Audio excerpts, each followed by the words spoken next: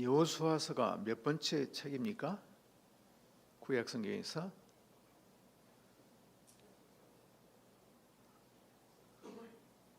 몇 번째 책이에요? 다섯 번째입니까? 여섯 번째. 아주 실력이 좋으시네요. 여섯 번째 책이 여호수아서죠. 여호수라는 그 이름은 예수라 그런 의미도 있습니다. 그런데 이 여호수아서는 하나님께서 여호수아에게 내가 모세와 함께 있었던 같이 너와 함께하여서 그 조상들에게 맹세하여 주리라 한 땅을 얻게 하리라 한 약속을 이루시는 내용이 가나안 땅을 얻는 내용이 여호수아서입니다.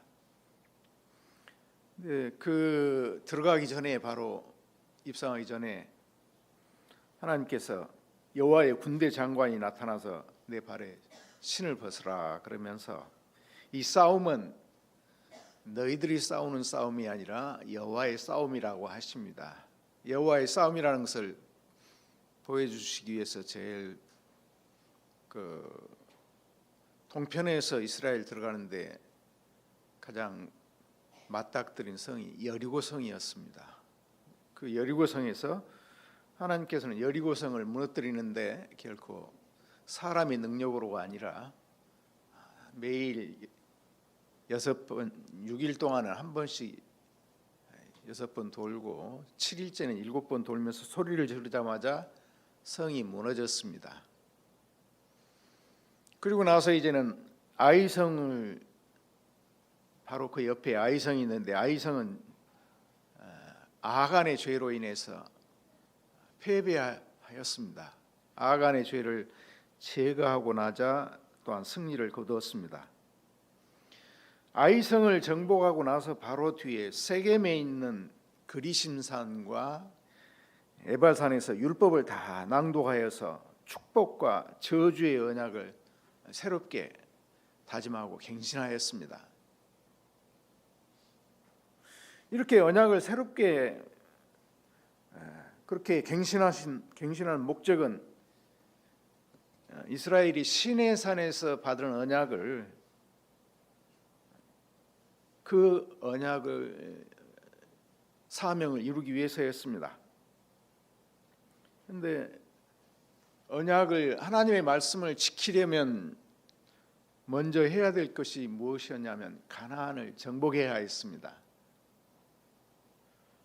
가나안 정복이 하나님께서 하나님의 성소와 거처와 기업으로 삼으신 가나안 땅이 그 가나안 선주민들 먼저 사는 주민들의 가증한 죄 때문에 오염이 되면 안 되기 때문에 그들을 완전히 멸해야했습니다. 토해내야 했습니다. 그래서 이스라엘이 어떤 제사장 나라와 거룩한 백성의 사명을 이루려고 본격적으로 정복 전쟁에 나선 것이 이제는 오늘 본문에서 나옵니다. 오늘 우리가 읽은 9장의 내용은 이제 그 이스라엘이 본격적으로 가나안 정복을 위해서 싸움에 나설 때였는데 모든 가나안 족속들이 다 힘을 합해서 왜냐하면 여리고성이 무너졌죠. 아이성이 무너졌죠. 자기들이 위기의식을 느끼니까 서로 이제는 가나안 족속들이 힘을 모으기 시작합니다. 그리고 다 같이 연합해서 우리가 이스라엘 족속을 대적하자, 싸우자 그렇게 했습니다. 그런데 거기에 있는 아모리 족속 중에 기브온 족속은 그들과 달리 오히려 이스라엘과 화친하려고 꾀를 써서 이제는 여러 가지 꾀를 써가지고 이스라엘을 속입니다. 그래가지고 이스라엘을 여기 와서 화친을 하자 그러자 이스라엘이 하나님께 묻지 않고 기브온 족속과 화친을 하고 언약을 맺습니다. 그래서 그 결과 기브온 족속은 목숨은 구했으나 저주를 받아서 하나님의 집에 이제는 하나님의 집을 위해 봉사하는 영원한 종이 됩니다. 이 사건을 통해서 하나님께서 기브온에게 베푸신 은혜가 무엇인지 오늘 그 사실을 살펴보고자 합니다. 세 가지로 말씀드리겠는데, 첫째, 하나님께 묻지 않았다. 그다음에 하나님의 말씀은 정확히 이루어진다. 또 하나님의 은혜는 죄보다 크다는 사실을 말씀드리겠습니다. 1, 2절에 가나안 사람들이 여호수아와 이스라엘이 여리고나 아이성에 있던 백성들을 진멸했다는 소식을 들었습니다. 얼마나 위기의식을 느꼈겠습니까? 큰 성 여리고성이 무너지고 아이성이 완전히 진멸을 당하고 한 소식을 들었을 때, 그래서 가나안 서쪽 땅에 있는 사람들이, 족속들이 헷 족속, 기르가스 족속, 아모리 족속, 여러 족속들이, 브리스, 히위 족속들이었는데, 가만히 있다가는 자기들도 이제는 멸망당할 것이 분명하니까 이제는 서로 힘을 합쳐 싸우자 했습니다. 연합을 한 것이죠. 보통 그렇게 하면 연합하지 않습니까? 이런 연합의 모습은 가나안 왕들이 만왕의 왕이요 만주의 주이신 하나님을 대적하자 하는 것입니다. 이스라엘을 대적하자, 그 뒤에는 만왕의 왕이요 만주의 주신 하나님을 대적하자. 아마 세상 마지막 날까지 만왕의 왕을 대적하는 이런 전쟁은 쉬지 않을 것입니다. 이 시편 2편의 첫째 단락이 교훈하는 바입니다. 열방이 분노하며 서로 꾀하여 여호와와 메시아를 대적하자 합니다. 인류의 역사 끝에도 열방이 마귀와 짐승과 하나가 되어서 하나님과 그리스도를 대적하는 것이 계속될 것입니다. 그것이 요한계시록에 그 모습이 나옵니다. 끝까지 대적합니다. 그런데 그들과는 달리 가나안의 기브온 족속은 이스라엘과 화친하여 목숨을 건지려고 했습니다. 가나안 왕들이 마음을 그냥 아주 강팍하여서 대적하려 한 것이, 왜 그렇게 그들이 대적하려 했을까 하는 내용을 11장 19절 20절을 보면 이렇게 말합니다. 기브온 거민 히위 사람 외에는 이스라엘 자손과 화친한 성읍이 하나도 없고 다 이스라엘 자손에게 쳐서 취한 바 되었으니 그들의 마음이 강팍하여 이스라엘을 대적하여 싸우러 온 것은 여호와께서 그리하신 것이라. 여호와께서 그들을 강팍하게 하신 것이라, 이렇게 말씀하고 있습니다. 그 이유는 그들로 저주받은 자가 되게 하여 은혜를 입지 못하게 하시고 여호와께서 모세에게 명하신 대로 진멸하려 하심이었더라 그랬습니다. 그들을 멸하기 위해서 하나님으로부터 나왔습니다. 대적한 것도 하나님으로부터 나온 것이. 지금 여호와께서 가나안 전쟁을 수행하시는 목적이 궁극적으로는 가나안 땅을 진멸하여 그들의 죄를 없이 하는 데 있습니다. 왜냐하면 그들이 있으면 그 죄에 이스라엘 족속에 물들니까요. 그런데 가나안 족속들은 자기들의 생명을 구하기 위해서 이스라엘과 싸우려는 것이고, 기브온 족속은 자신들의 생명을 구원하려고 이스라엘과 화친하려고 합니다. 생명을 구원하려고 한 것은 동일하지만 그 방법은 전혀 상반되죠. 다르죠. 모두가 모세나 여호수아를 통해서 여호와의 행한 일을 똑같이 들었습니다. 근데 들은 결과가 이렇게 서로 극단적으로 다르게 나타납니다. 극단적으로. 이렇게 서로 다르게 극단적으로 나타나는 것은 여호와께서 내신 것이라 그렇게 말씀합니다.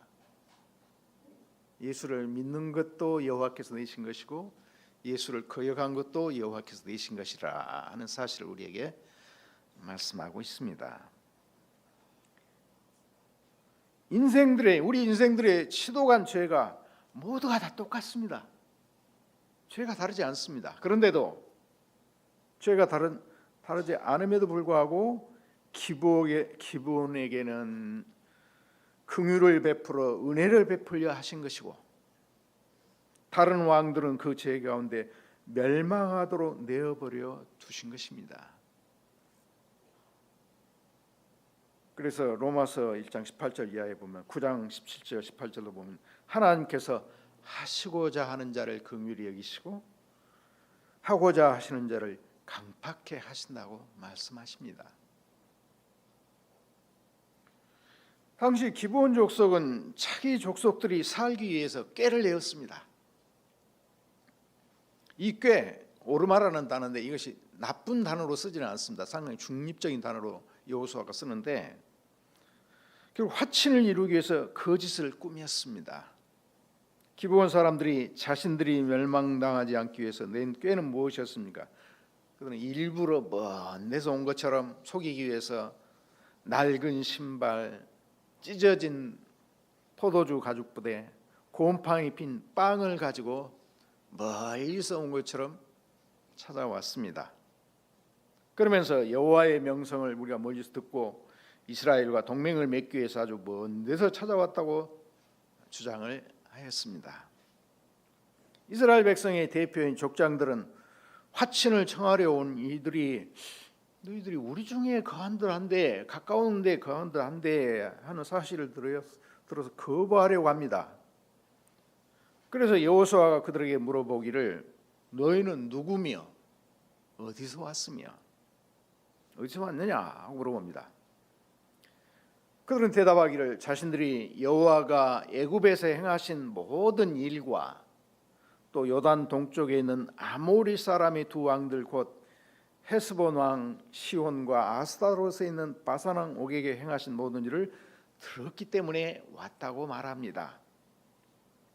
정작 바로 전에 있었던 여리고성과 아이성이 무너졌다는 이야기는 하지 않습니다. 그건 바로 얼마 전에 일어났으니까 이야기하지 않죠. 그렇게 여호와께서 모세와 여호수아를 통해서 행한 일을 듣고서 자기 나라 장로들과 주민들이 우리들에게 여행할 양식을 손에 가지고 와서 너희들이 우리는 당신의 종들이니 이제 우리와 조약을 맺읍시다 하고 그렇게 요청을 해서 우리가 왔습니다. 그렇게 말합니다.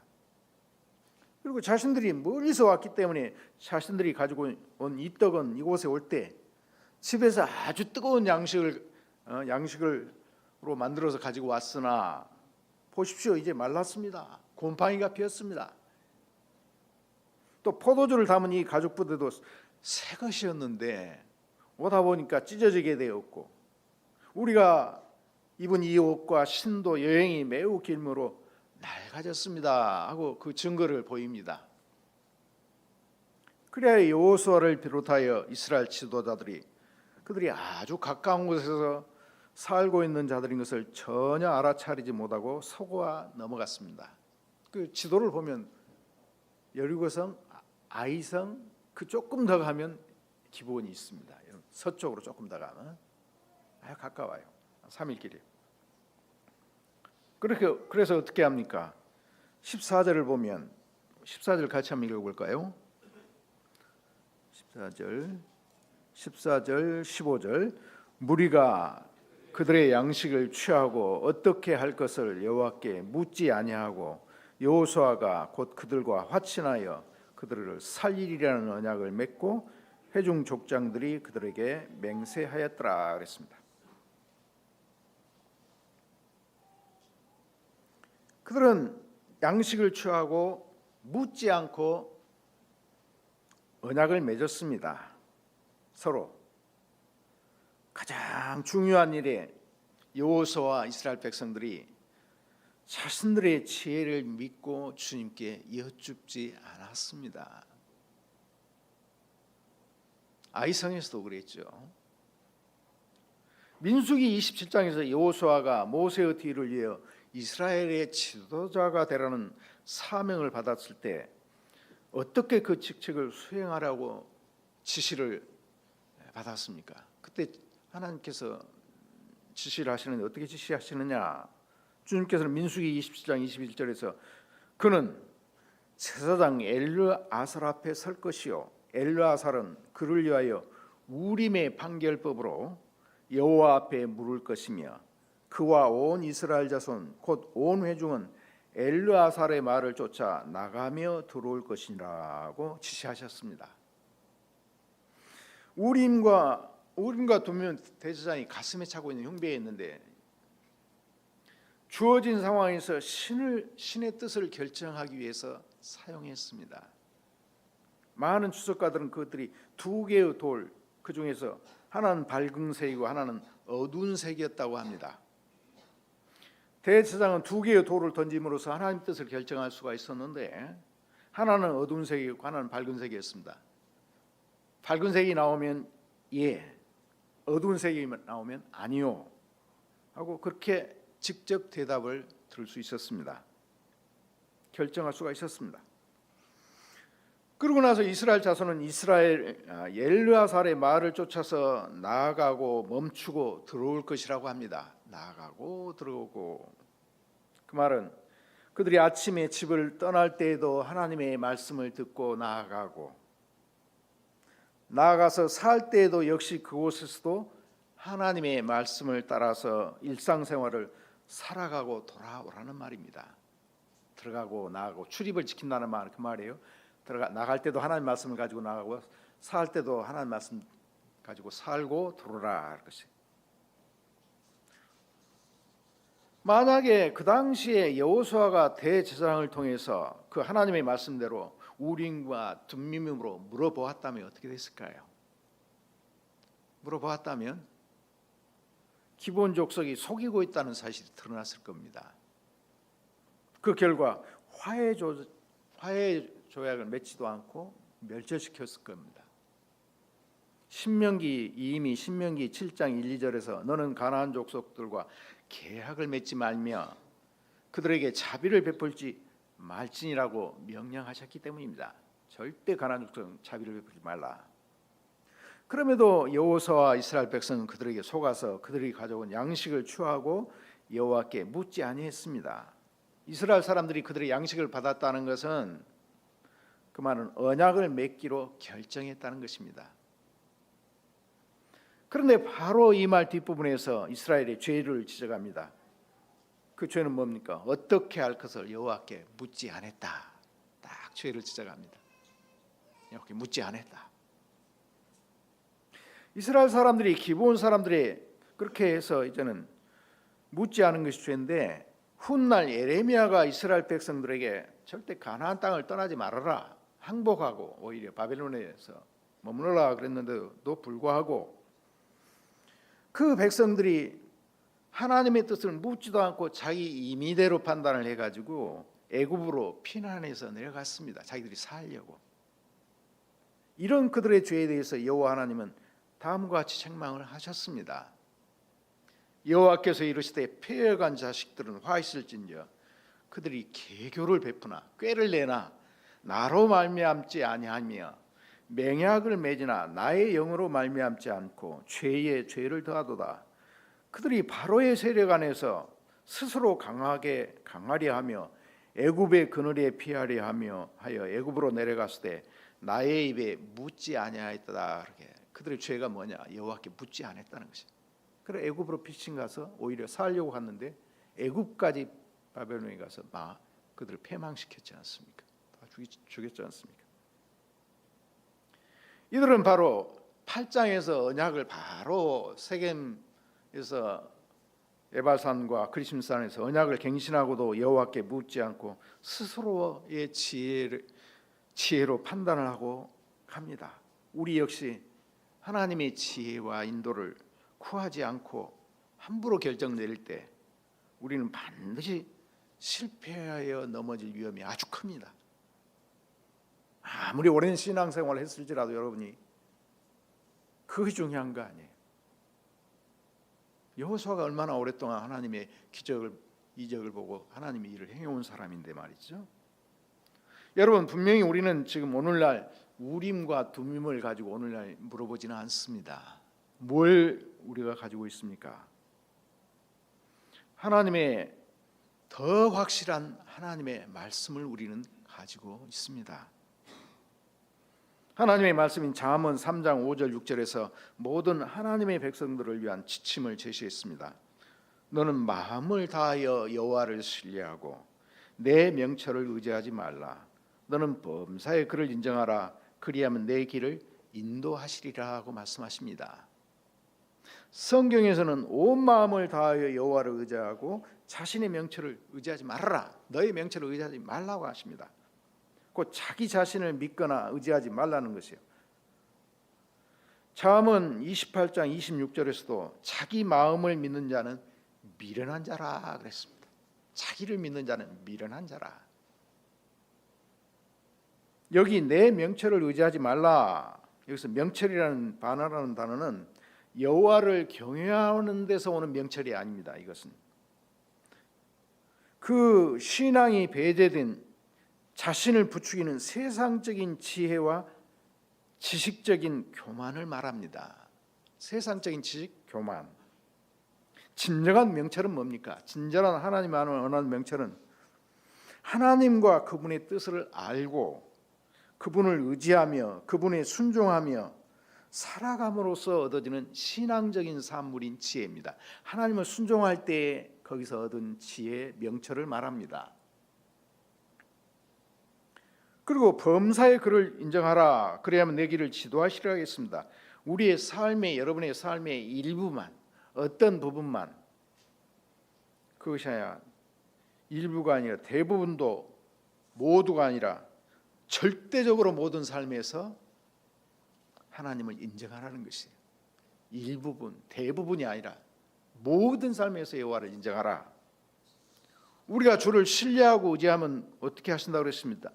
어떻게 하신다고 했습니까? 그가 너희를 길을 지도하시리라 그래서 하나님이 우리를 지도하시고 곱게 하시리라 말씀하십니다. 이 말의 의미는 뭐냐면 하나님이 원하시는 곳으로, 하나님이 뜻하시는 곳으로 우리를 인도하여 주신다는 말씀입니다. 하나님은 우리를 위해서 하나님이 정하신 길에서 우리를 조금도 빗나가게 하지 않으실 것이라는 것을 믿고 신뢰하고 가라는 것입니다. 두 번째 우리가 살펴볼 건 하나님의 말씀은 정확히 그대로 이루어진다는 사실입니다. 그들이 하나님을 묻지 않은 결과 어떻게 되었습니까?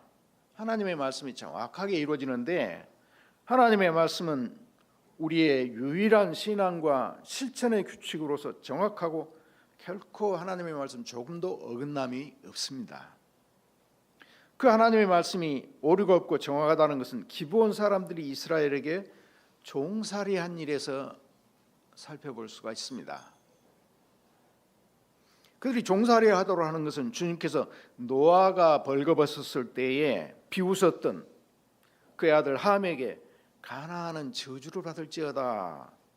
그는 자기 형제들에게 종들의 종이 될 것이다 하는 창세기 9장 25절에 기록된 그 예언이 여기에서 일부가 정확하게 이루어진 사실을 볼 수 있습니다. 곧 22절 23절에서 볼 수 있는데 여호수아가 그들을 불러다가 말하여 이르되 너희가 우리 가운데에 거주하면서 어째서 심히 먼 곳에서 왔다 해가지고 우리를 속였느냐.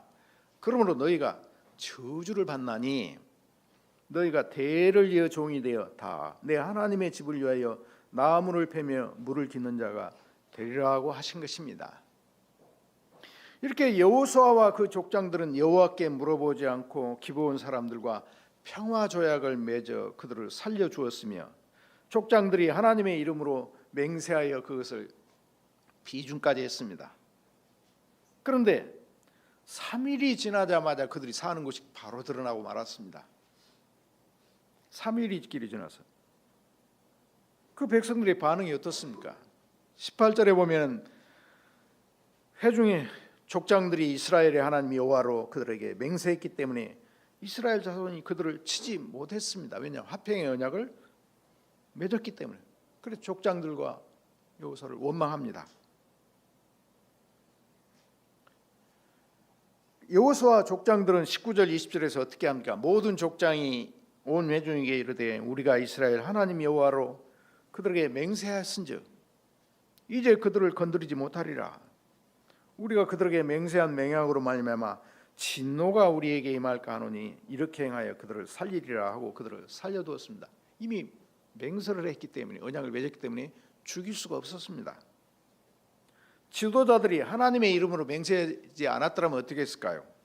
기브온 사람들에게 너희들은 우리의 속였기 때문에 우리 서약은 무효다 하고 그렇게 죽일 수도 있었을 것입니다. 그러나 그렇게 할 수 없었습니다. 그들이 주님의 인도를 구하지 않았고 오히려 주님의 이름으로 맹세하여 기브온 족속과 언약을 맺었기 때문입니다. 이 시점에서 그들은 주님의 지혜를 구하지 않음으로써 죄를 지었지만 더 큰 죄는 범하지 않았습니다. 야, 언약을 맺었지만 그 언약은 언약이고 누구 거짓말하면 거짓말한 거니까 그렇게 하지 않았습니다. 더 큰 죄를 범하지 않았습니다. 그래서 하나님의 이름으로 맹세할 때 결코 함부로 해서도 안 되고 가벼이 할 일이 아니라는 것을 깨달았을 거예요. 신약에서도 하나님의 이름으로 맹세하는 것은 허용이 됩니다. 하이델베르 요리문답이 질문 101문답에서 이렇게 나옵니다. 우리가 경건하게 행한다면 하나님의 이름으로 맹세할 수 있습니까? 예. 답이 정부가 요구할 때 또는 우리가 필요할 때 우리 하나님의 영광과 우리의 유익을 위해 진리와 신뢰성을 유지하고 증진하기 위해서입니다. 그러한 맹세는 하나님의 말씀에서 승인되었으며 구약과 신약의 신자들에 의해 올바르게 사용되었다고 말합니다. 그러나 일단 하나님의 이름으로 우리가 맹세를 하면 그 맹세를 함부로 무효할 수가 없습니다. 혼인 서약도 마찬가지죠. 전도서 5장 4절 5절에 뭐라고 합니까? 내가 하나님께 서원하였거든 갚기를 더디게 하지 말라. 하나님은 우매한 자들을 기뻐하지 아니하시나니 서원한 것을 갚으라. 서원하고 갚지 아니하는 것보다 서원하지 아니하는 것이 더 나으니라고 했습니다.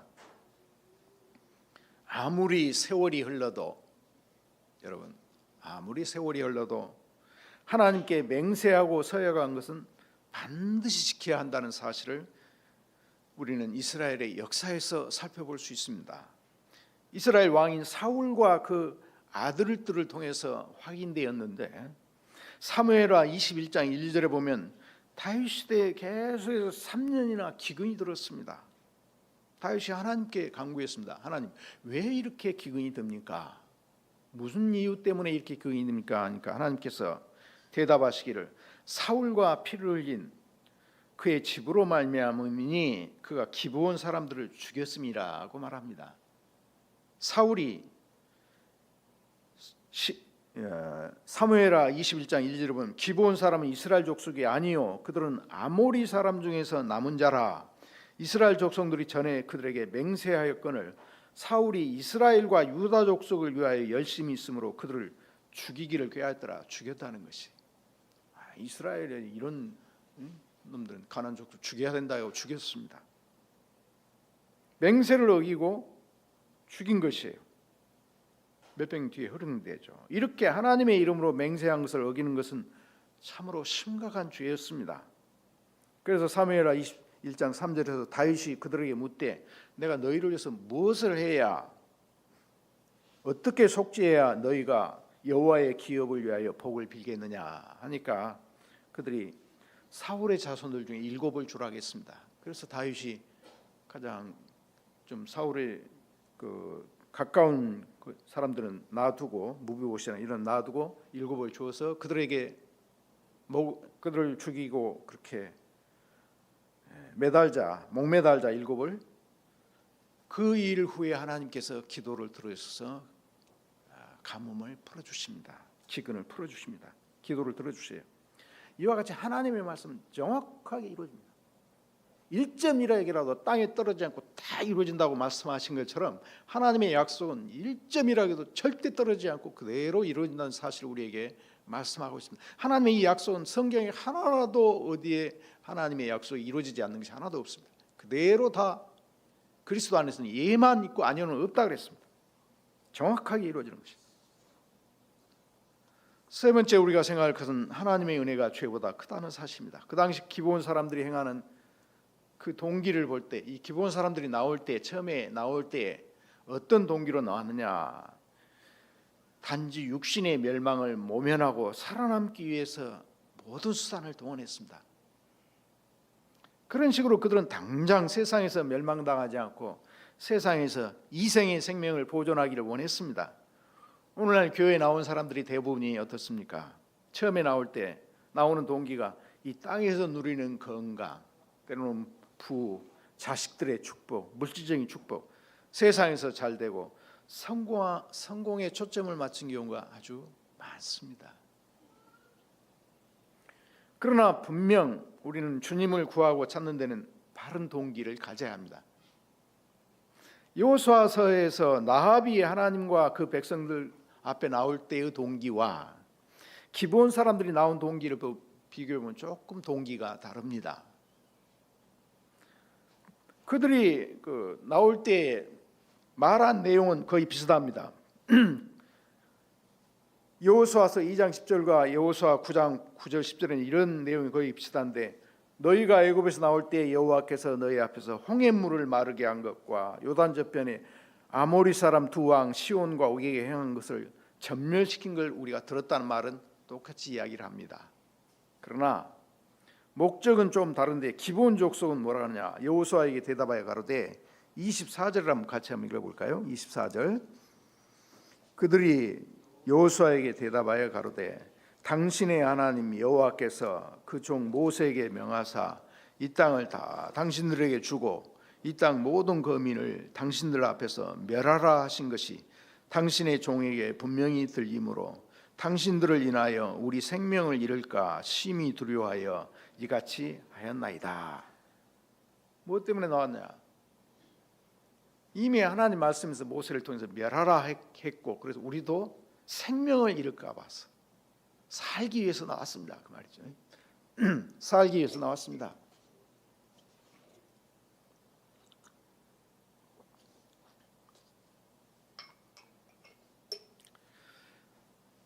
그러나 다른 족속들과 달리 끝까지 싸우기로 다른 족속들은 했음에도 불구하고 여호와의 행적을 듣고서 살려고 하나님께 나온 것은 하나님의 특별한 은혜의 부르심이었습니다.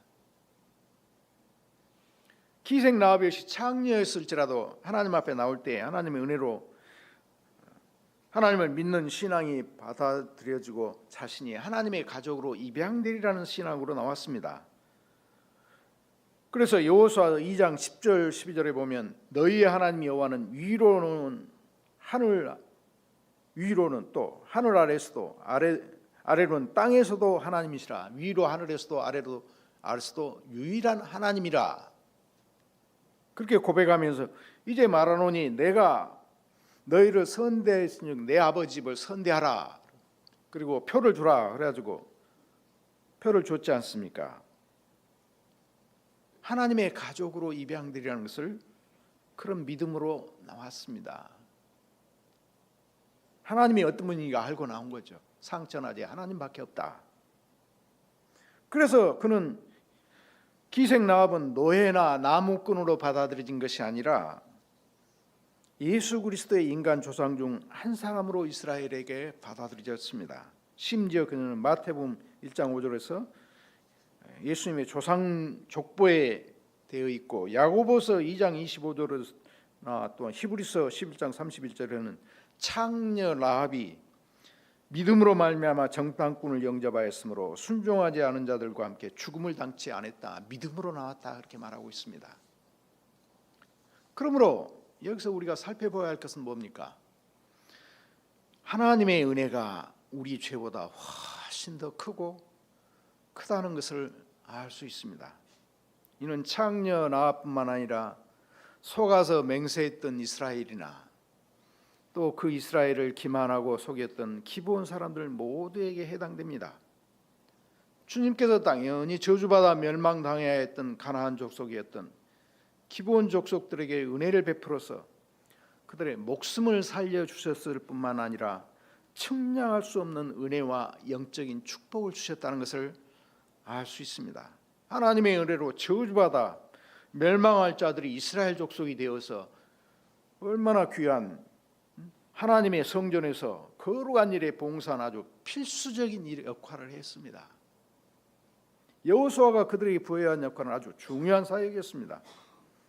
23절에 여호수아가 비록 그들이 너희는 저주를 받아서 대를 이어서 종이 되어서 하나님의 집을 위하여 나무를 패고 물깃는 자가 되리라고 말했습니다.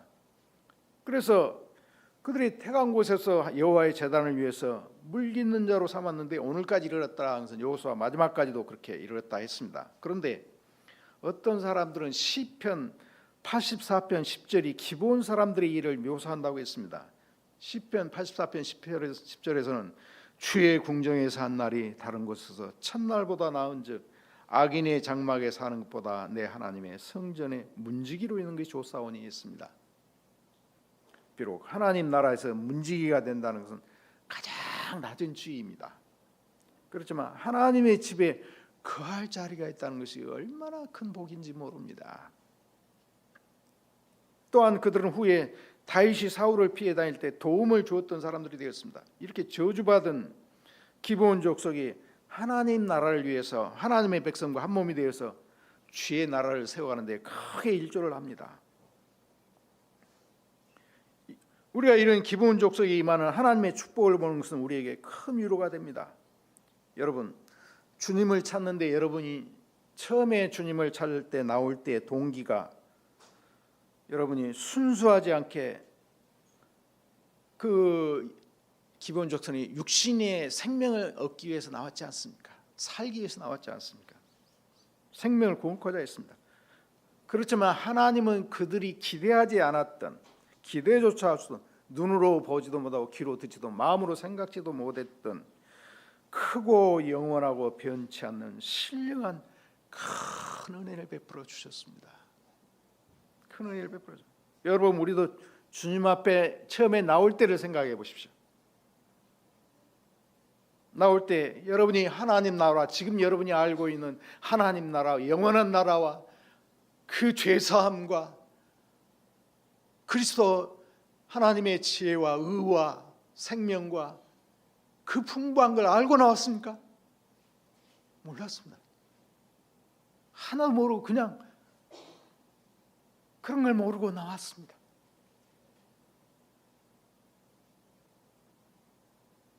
여호수아는 라합에게 축복을 선언했지만 기브온은 저주 아래 있도다 했지만은 오히려 이제는 저주가 이 기브온 족속들의 저주를 누가 대신 받으셨습니까? 그리스도가 대신 저주를 받았습니다. 그래서 오히려 이제는 축복이 되었습니다. 그리스도 안에서 만대에 이제는 기브온 족속이 그리스도 때문에 축복을 받게 되었습니다. 우리도 다 저주를 받아야 될 죄로 말미암아 그런 사람들이지만 예수 그리스도가 우리 대신 저주를 받음으로 우리는 영원한 축복을 하나님을 아버지라고 부르고 구하면 좋은 것으로 아버지께서 주시겠다고 약속하시고 날마다 우리 믿음이 떨어지지 않도록 기도하신다고 그 기도를 우리는 듣지 않습니까? 살아서 기도. 주님 예수님과 함께 우리 하나님 보좌 우편에 앉은 자들이 함께 앉은 자들이 되었습니다.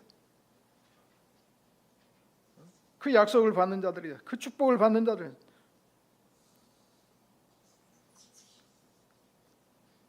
예수님은 믿는 모든 사람, 예수님 믿는 사람은 우리의 모든 죄와 결점들, 약점들, 거짓 동기들, 하나님의 인도를 받아야 될, 구해야 할 때 우리 지혜에 의존하는 것이 있음에도 불구하고 예수 그리스도 때문에 아들과 함께 하늘에 모든 신령하고 영원한 복을 받습니다.